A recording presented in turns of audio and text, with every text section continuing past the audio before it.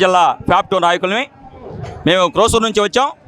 ఈ రాష్ట్ర ప్రభుత్వం ఉద్యోగుల పట్ల కార్మికుల పట్ల అవలంబిస్తున్న వ్యతిరేక విధానాలను నిరసిస్తూ గతంలో జరిగిన BRTS రోడ్డు ధర్నాను మరిపించే విధంగా ఈరోజు వేలాది మంది మహిళా ఉపాధ్యాయులు స్వచ్ఛందంగా ఈ యొక్క అలంకార ధర్నా చౌక్కి వచ్చేసి వారి యొక్క నిరసన కార్యక్రమాన్ని తెలియజేస్తున్నారంటే ఈ ప్రభుత్వం ఇప్పటికైనా కళ్ళు తెరిచి ఉద్యోగ సంఘ నాయకులందరినీ పిలిచి సమావేశం ఏర్పాటు చేసి ఉద్యోగులకు రావాల్సిన బకాయిలను డిఏలను PRCని IRని ప్రకటించాలని చెప్పి అదేవిధంగా ఉద్యోగులను అయాపుల భారంతోటి ఇబ్బంది పెడుతున్నారు.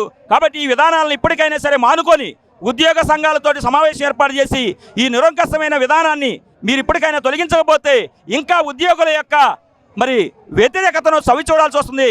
గత ప్రభుత్వం కూడా ఈ విధంగానే ఉద్యోగులు వేధించి ఏ విధంగా మూల్యం చెల్లించుకుందో చూస్తూ ఉన్నారు. కాబట్టి ఇప్పుడైనా సరే ఇప్పుడు మహిళా ఉపాధ్యాయులు ఎంతోమంది మనోవేదనకు గురవుతున్నారు. కాబట్టి ఈ ప్రభుత్వంలో ప్రతి ఉద్యోగి ఎంతో ఆర్థికంగా చాలా ఇబ్బంది పడుతున్నారు.